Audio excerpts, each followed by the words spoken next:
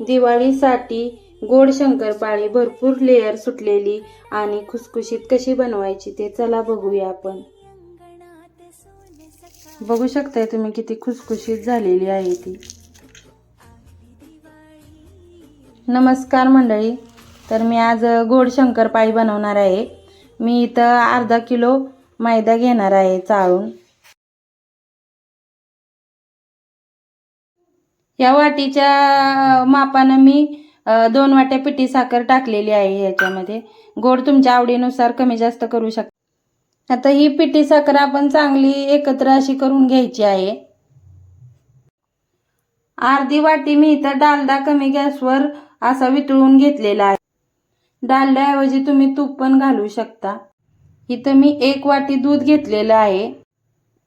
दूध तापवून थंड करून घेतलेलं आहे. डालडा आपण घालून घेऊ. डालडा असा मिक्स करून घेतल्यामुळे काय होतं, शंकरपाळी अशी खुसखुशीत होते. थोडं थोडं दूध ओतून हे पीठ मी आता चांगलं मळून घेणार आहे. पीठ मळून झालेलं आहे. आता 10 मिनिटं मुरण्यासाठी ठेवा. जास्त घट्ट पण नाही आणि जास्त पातळ पण नाही मळायचं पीठ. अशा पद्धतीनं मळून घ्यायचं. 10 मिनिटं झालेली आहे. आता आपण पिठाचा गोळा अशा पद्धतीनं करून घेतलेला आहे. तो आता आपण लाटून घेऊ.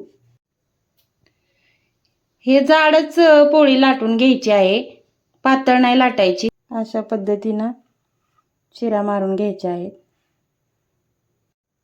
अशा पद्धतीने मी कापून घेतलेला आहे. जास्त जाड पण नाही जास्त पातळ पण नाही. कढईमध्ये मी तेल तापत ठेवलेलं आहे. तेल चांगलं तापलेलं आहे. शंकरपाळ्या सोडून घेऊ. शंकरपाळ्या कमी गॅसवरच अशा सारख्या हलवत राहायचं, म्हणजे एकसारख्या तळून घ्यायच्या आहेत आपल्याला. बघू शकताय तुम्ही कसे लेअर सुटलेले आहे शंकरपाळीला. भरपूर लेअर सुटलेली शंकरपाळी खाण्यासाठी तयार आहे. व्हिडिओ आवडल्यास लाईक, शेअर, सबस्क्राईब करायला विसरू नका.